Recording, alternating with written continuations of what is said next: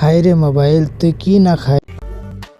Radio খাইলে, TV খাইলে, পত্রিকা খাইলে, টর্চ লাইট খাইলে, ক্যালকুলেটর খাইলে, ক্যামেরা খাইলে, ভিসিআর সিডি খাইলে, সিনেমা হল তাও খাইলে, কম্পিউটার ল্যাপটপ খাইলে, আয়না খাইলে, হাত ঘড়ি খাইলে, অ্যালার্ম ঘড়িও খাইলে, রাতের ঘুমটারেও খাইলে, অল্প বয়সে চোখটাও খাইলে, লেখাপড়া তো খাইলে, মূল্যবান সময়টাও খাইলে, কিডনিও খেয়েছিস।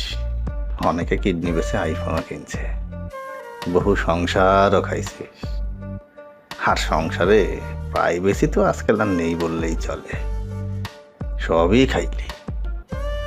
আমরা ছোটবেলা সময় পেলেই বড় ছোট সবাই একত্র বসে গল্প আড্ডা দিতাম, কতই না মধুর ছিল দিনগুলো।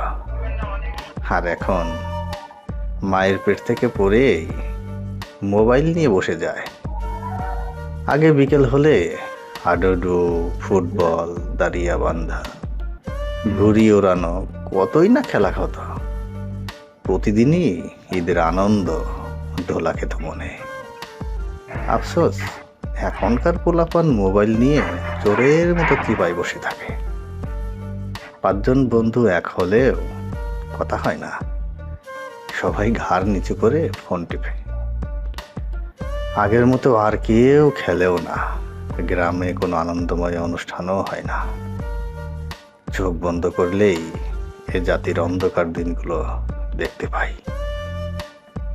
মোবাইল মোটেও খারাপ কিছু নয়, তবে সব বাদ দিয়ে মোবাইলে আসক্তি যে ভয়ঙ্কর মাদকের চেয়েও খারাপ।